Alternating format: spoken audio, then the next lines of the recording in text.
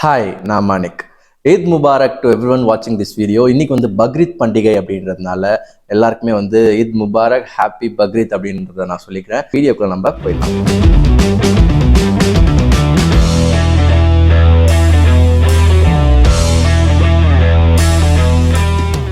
So first point என்ன அப்படின்னா, பக்ரீத்னா என்ன, அது எதுக்காக கொண்டாடுறாங்க, ஏன் கொண்டாடுறாங்கன்றது தான். ஸோ பக்ரீத் அப்படின்றது நம்ம எல்லாருமே வந்து ஒரு முஸ்லீம் பண்டிகை அப்படின்னு தெரியும். அண்ட் குறிப்பாக நான் முஸ்லீம் பீப்புளாக என்ன நினச்சிப்பாங்கன்னா, ரம்ஜான் தான் பெரிய பண்டிகை அப்படின்னு நினச்சிப்பாங்க முஸ்லீம்ஸ்க்கு. பட் என்ன ஆக்சுவல் திங் அப்படின்னா, பக்ரீத் தான் ரம்ஜானை விட ரொம்ப இம்பார்ட்டன்ஸ் அதிகமாக பார்க்கப்படுது. ஸோ ஏன் நான் இதை சொல்கிறேன் அப்படின்னா, ஈத் அப்படின்னா திருநாள் அப்படின்னு அர்த்தங்க. திருநாள் இல்லை பெருநாள், நல்ல நாள் அப்படின்னு வச்சுக்கோங்களேன், பண்டிகை தினம் அப்படின்னு வச்சுக்கலாம். ஸோ அதாவது பக்ரீதை வந்து இத் உல் அதா அப்படின்னு சொல்றாங்க. ஆனா ரம்ஜானை வந்து இத் உல் ஃபித்ர் அப்படின்னு சொல்றாங்க. இது ரெண்டுமே வந்து இத் தான். இஸ்லாம்ல வந்து ரெண்டு முக்கியமான நாள் தான் இருக்கு, ரெண்டு முக்கியமான திருநாள் தான் இருக்கு. ஒன்று வந்து பக்ரீத், இன்னொன்று வந்து ரம்ஜான். இந்த ரெண்டு இதுல பாத்தீங்கன்னா வந்து பக்ரீத் தான் த கிரேட்டர் இத் அப்படின்னு சொல்றாங்க. அதாவது இதுதான் முக்கியமான தினம் இதை விட அப்படின்னு சொல்றாங்க. சரியா, இதுதான் ஃபர்ஸ்ட் முக்கியமான பாயிண்ட். அடுத்தது இந்த இத் உல் அதா அப்படின்னா என்னன்னா தியாக திருநாள் அப்படின்னு அர்த்தம். ஸோ ஏன் தியாகத்தை ஏன் ஒரு பெரிய விஷயமா வந்து கொண்டாடுறாங்கன்னா, இதை வந்து ப்ராஃபெட் ஆப்ரஹாம் அப்படின்ற ஒரு இறை தூதர் இருந்தார். அதாவது இப்ராஹிம் நபி அப்படின்னு தமிழ்ல சொல்லலாம். இவர் வந்து கடவுளால் அனுப்பப்பட்ட இறை தூதர், காட் சென்ட் மெசஞ்சர் அப்படின்னு சொல்லலாம். ஸோ இஸ்லாம் பொறுத்த வரைக்கும் பார்த்தீங்கன்னா, அவங்க வந்து கடவுள் வந்து டைரக்டா வந்து உருவமா அவங்க வழிபடல. இந்த மாதிரி இறை தூதர்கள் மூலயமா தான் வந்து எல்லாமே பரப்பப்பட்டது. சரியா, ஈவன் ஆதாமே வந்து அவங்க வந்து ஒன் ஆஃப் த இறை தூதர்கள் அப்படின்னு தான் சொல்றாங்க. ஸோ இதுதான் விஷயம். ஸோ இந்த ஆப்ரஹாம்ன்றவர் இஸ்லாத்துல ஒரு முக்கியமான இறை தூதரா பார்க்கப்படுறாரு. ஏன் அப்படின்னா, அவர் பண்ண ஒரு விஷயம் தான் வந்து ஒரு கதை, அவர் வாழ்க்கையில நடந்த ஒரு சம்பவம் தான் இந்த பக்ரீத் அப்படின்ற விஷயத்த கொண்டாடுறதுக்கே வந்து காரணமா அமைஞ்சது. ஒரு நாள் ப்ராஃபெட் ஆப்ரஹாம் அப்படின்றவர், இப்போ ப்ராஃபெட் ஆப்ரஹாம் அப்படின்றவர் 4000 வருடங்களுக்கு முன்பாக வாழ்ந்தவர். இப்போ இருக்க ஈராக் பகுதியில் அவர் வாழ்ந்தவர். ஸோ அவர் வந்து ஹஜ்ரா அப்படின்ற மனைவி இருக்காங்க. அவருக்கு வந்து ரொம்ப நாளாக குழந்தை இல்லை அப்படின்னு வருத்தத்தில் இருக்காங்க. கடவுளெல்லாம் வேண்டுறாங்க. ஸோ கடவுள் மேலே ரொம்ப இறைபக்தி கொண்ட குடும்பம் அவங்க. ஏன்னா வந்து காட் சென்ட் மெசஞ்சர் அவர், அப்போ கண்டிப்பாக இருக்கணும் இல்லையா. இப்படி போகும்போது ரொம்ப நாள் கழிச்சு அவருக்கு வந்து இஸ்மாயில் அப்படின்ற ஒரு பையன் பிறக்கிறான். ஸோ இஸ்மாயில் வந்து வளர்ந்து இளைஞனாவே ஆயிடுறான். ஸோ இந்த ஸ்டேஜில் வந்து நம்மளுடைய அவங்க இஸ்மாயிலோட அப்பாவுக்கு, அதாவது ஆப்ரஹாம் அவர்களுக்கு ஒரு கனவு வருது. அந்த கனவுல தானே தன்னுடைய மகனை வெட்டுற மாதிரி வந்து கனவு காண்றாரு. பகீர்னு எந்திரிச்சு தன்னோட மனைவி ஹஜ்ரா கிட்டையும் மகன் இஸ்மாயில் கிட்டையும் ஷேர் பண்ணிக்கிறாரு. அவங்க நிறைய யோசனை பண்ணதுக்கு அப்புறம் வந்து இது வந்து கடவுளுடைய அல்லாவுடைய வந்து கட்டளையா இருக்கும். அல்லாஹ் வந்து நம்ம வந்து கிட்ட வந்து கனவு மூலயமா அவங்களை வந்து நம்மளோட பிள்ளையா அவருக்காக பலி கொடுக்கணும் அப்படின்னு கேட்டிருக்காரு. நம்ம இதை கண்டிப்பா நிறைவேற்றியே ஆகணும் அப்படின்னு சொல்லி கடவுள் மேல இருக்க அவ்வளோ பெரிய பற்றுல வந்து தன்னுடைய ரொம்ப நாள் தவம் இருந்து பெற்ற பையனே வந்து தியாகம் செய்யற அளவுக்கு வந்து ப்ராஃபெட் ஆப்ரஹாம் துணிந்ததுனால தான், அதனோட ஞாபகமாக தான் இந்த பண்டிகை கொண்டாடப்படுது. பட் அவர் வந்து அவரோட பையனை வந்து பலி மேடையில போட்டு கோடாரியை வந்து பையனே கொடுக்குறான் அப்பா கிட்ட, இருந்தாங்கப்பா வெட்டுங்க அப்படின்னு சொல்லும்போது அவர் ஓங்கும் பொழுது கடவுள் அல்லாஹ் என்ன பண்றாரு அப்படின்னு பார்த்தீங்கன்னா ஒரு அற்புதத்தை நிகழ்த்துறாரு. அவர் என்ன பண்றாருன்னா, ஒரு ஏஞ்சல் ஒரு ஒரு ஏஞ்சலை அனுப்பி அவர் வந்து சொல்றாரு, ஒரு ஒலிக தோன்றுது. அந்த ஒலியோட சேர்ந்து என்ன தோன்றுதுன்னா ஒரு செம்மறி ஆடையும் கீழே இறக்குறாரு. நீங்க வந்து உங்களுடைய தியாகம் வந்து அற்புதமானது, நீங்க வந்து உங்களோட பையனை எனக்கு பலி கொடுக்க வேணாம், அதுக்கு பதிலாக இந்த லேம்பை கொடுங்க, ஒரு செம்மறி ஆடை கொடுங்க அப்படின்னு சொல்றாரு. இதை மார்க் பண்ணும் விதமா தான், இதை வந்து போற்றும் விதமா தான் வந்து என்ன நடக்குது அப்படின்னா, இப்ப பக்ரீத் ஒரு பக்ரீத் அன்னைக்கும் எல்லாரும் ஒரு ஆடை எடுத்து வந்து பலியிட்டு கடவுளுக்காக அதை அர்ப்பணிக்கிறாங்க. ஸோ இதுல வந்து பலியிடுறது பெரிய விஷயம் இல்லை. இதுல முக்கியமான விஷயம் என்னன்னா இறை அச்சத்தோட இருக்கணும், தியாகம் அப்படின்றது செய்யணும், கடவுளை நம்பணும். கடவுளை வந்து ஒன்று அவரை சொன்னா அது நல்லதுக்காக தான் இருக்கும், கடவுளின் வழி நல்லதுதான் அப்படின்றதுதான் வந்து பக்ரீத் பண்டிகையோட ஒரு பிரதானமான விஷயமா பார்க்கப்படுது. இரண்டாவது முக்கியமான விஷயம் அப்படின்றது வந்து ஹஜ் அப்படின்றதுங்க. ஸோ ஹஜ் எல்லாருமே கேள்விப்பட்டிருப்பீங்க. ஹஜ் புனித பயணம், எல்லாரும் முஸ்லீம்க்கு போறாங்க அப்படின்னு.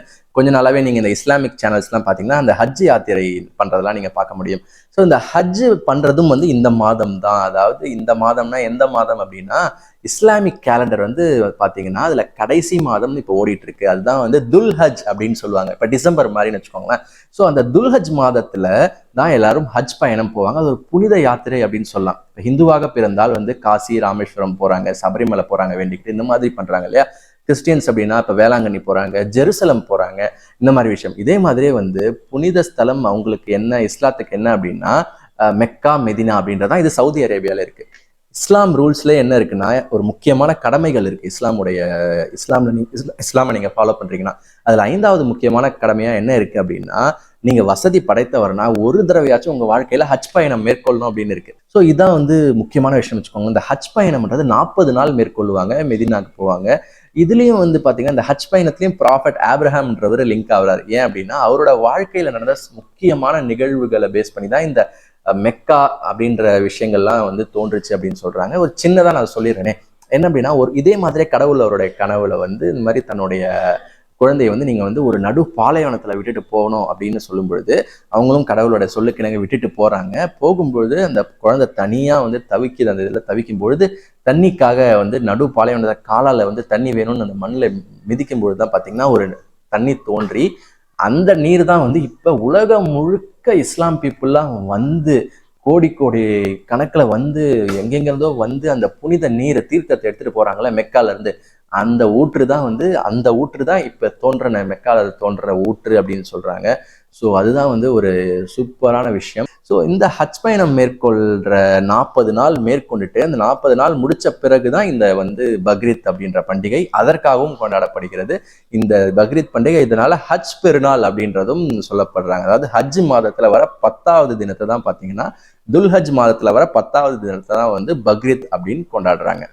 3வது முக்கியமான விஷயம் என்னன்னா குர்பானி அப்படின்ற விஷயம் தான். ஸோ குர்பானி நிறைய பேர் நம்ம கேள்விப்பட்டிருப்போம், குர்பானி பிரியாணி கடை அப்படின்லாம். ஸோ குர்பானி அப்படின்றது வந்து பலியிடல் அப்படின்னு சொல்லலாம்.